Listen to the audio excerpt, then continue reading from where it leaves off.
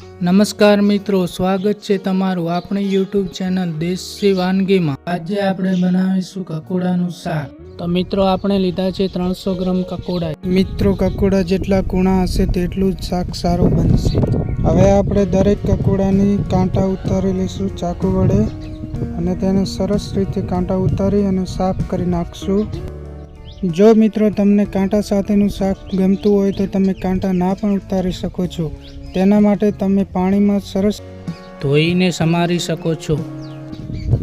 આપણે આ રીતે બધા કકોડાને ચાકુથી સાફ કરી અને એક વાસણમાં મૂકી દઈશું અને પછી વારાફરતી આવી રીતે બધા જ કકોડાની છાલ ઉતારી અને પછી આપણે સમારીશું।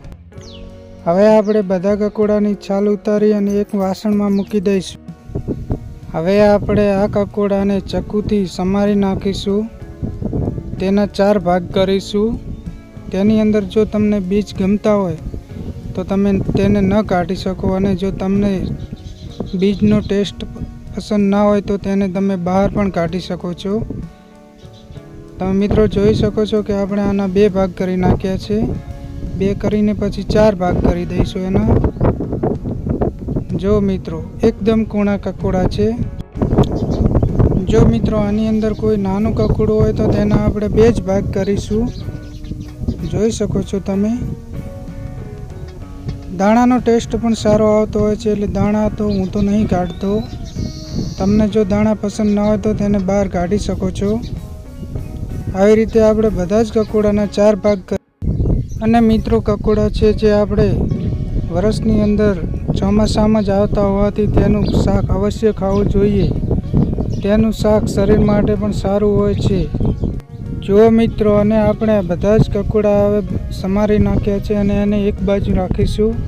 આપણે લઈશું હવે મિક્સરનો નાનો ડબ્બો। તેની અંદર 7 થી 8 કળી લસણની, 20 દાણા કાચી સિંગના, 2 ચમચી તલ નાખીશું અને આપણે હવે દળદળું પીસી નાખીશું। એકદમ ઝીણું નથી કરવાનું, માપનું દળદળું રાખવાનું છે। જોઈ શકો છો તમે આ રીતની આપણો પેસ્ટ તૈયાર થયો છે। તેમાં હવે આપણે નાખીશું 3 ચમચી લાલ મરચું। મરચું તમે તમારા સ્વાદ પ્રમાણે પણ નાખી શકો છો। અડધી ચમચી હળદર, ધાણા જીરું અને સ્વાદ પ્રમાણે મીઠું, ગરમ મસાલો। 7 થી 8 આપણે મીઠા લીમડાના પાન નાખીશું। જે ઝીણા કરીને નાખીશું, આખા નહીં નાખીએ। આપણે હવે બધો જ મસાલો તૈયાર થઈ ગયો છે, તમે જોઈ શકો છો। તેને આપણે ચમચી વડે સરસ રીતે મિક્સ કરી દઈશું। એકદમ મિક્સ થઈ જાય એ રીતે આપણે ચમચીથી મિક્સ કરી દઈશું અને પછી એને તૈયાર કરી અને એક બાજુ મૂકી દઈશું।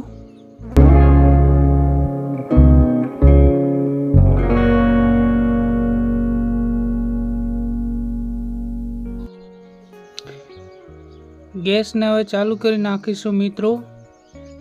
એક વાસણ લઈશું, એની અંદર 100 ગ્રામ તેલ એડ કરીશું। તેલને ધીમી આંચે ગરમ થવા દઈશું। તેમાં હવે જીરું નાખીશું,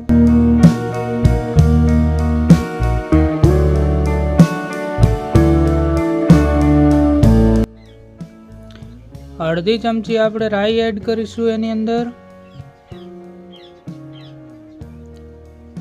10-12 દાણા જેવા મેથીના, કાચી મેથી નાખીશું। સ્વાદ પ્રમાણે હિંગ નાખીશું। 7 થી 8 પાન લીમડાના નાખીશું, મીઠા લીમડાના। આ બધો જ મસાલો ગરમ થઈ જાય એટલે આપણે એની અંદર એડ કરીશું 1 ટમાટું ઝીણું સમારીને। આ બધા મસાલાને આપણે હલાવી દઈશું એકવારનો। જોઈ શકો છો મિત્રો તમે, આ બધો જ મસાલો આપણે સરસ રીતે ગરમ થઈ ગયો છે। આમાં હવે આપણે એડ કરીશું સમારેલા કકોડા।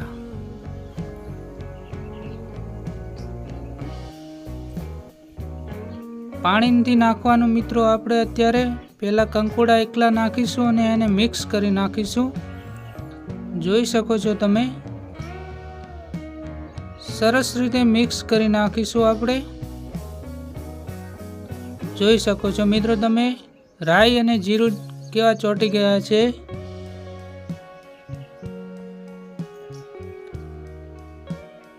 આ રીતે આપણે 2 થી 3 મિનિટ આને ગરમ કરીશું અને મિક્સ કરીશું।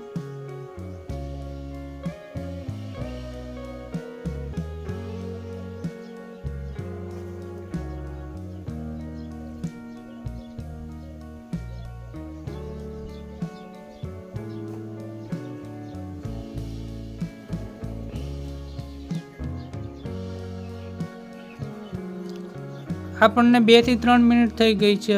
હવે આની અંદર આપણે એડ કરીશું આપણે જે મસાલો તૈયાર કર્યો હતો તે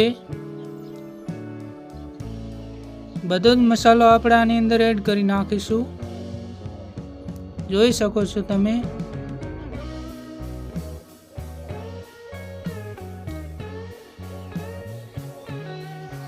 1 ચમચી આપણે વરિયાળી નાખીશું, વરિયાળીનો પાવડર। આને આપણે હવે સરસ રીતે મિક્સ કરી દેવાનું છે બધો જ મસાલો।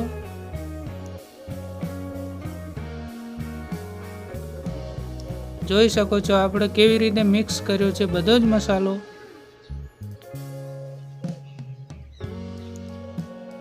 કેવું લાગે છે મિત્રો તમને? સરસ રીતે બધો મસાલો મિક્સ થઈ ગયો છે આપણો। હવે આમાં નાખીશું આપણે પાણી, એડ કરીશું પાણી ઓછું નાખવાનું છે મિત્રો, કારણ કે આની અંદર આપણને રસાવાળું શાક પસંદ નથી।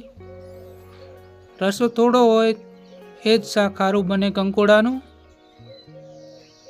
જો મિત્રો તમે જે મેં પાણી નાખ્યું છે એટલું જ નાખવાનું છે। કોઈને રસાવાળું શાક ભાવતું હોય તો તે પાણી વધારે પણ નાખી શકે છે। જે આપણે હવે આને ઢાંકી દઈશું 7 થી 8 મિનિટ મીડિયમ ગેસ ઉપર આને આપણે સિજવા દઈશું અને આપણે હવે ચેક કરીશું। જોઈ શકો છો મિત્રો તમે કેવું સરસ રીતે આપણું શાક તૈયાર થઈ રહ્યું છે। એકવાર આપણે એને હલાવી દઈશું અને સ્વાદ પ્રમાણે ગરમ મસાલો એડ કરીશું। મિત્રો મને 7 થી 8 મિનિટ થયા છે મીડિયમ ગેસ ઉપર।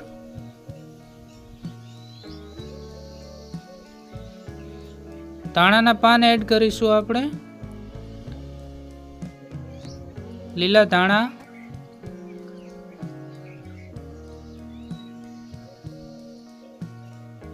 એને આપણે મિક્સ કરી દઈશું।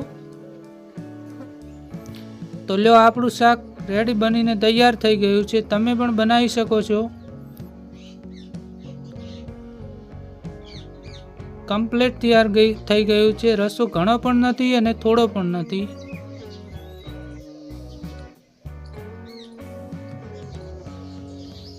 લો તો મિત્રો આપણું શાક તૈયાર છે, જોઈ શકો છો તમે।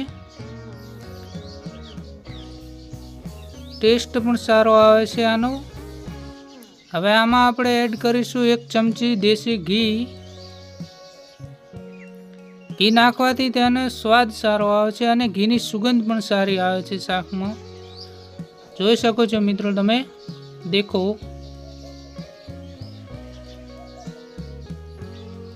હવે આને આપણે એક થાળીમાં લઈશું રોટલી સાથે।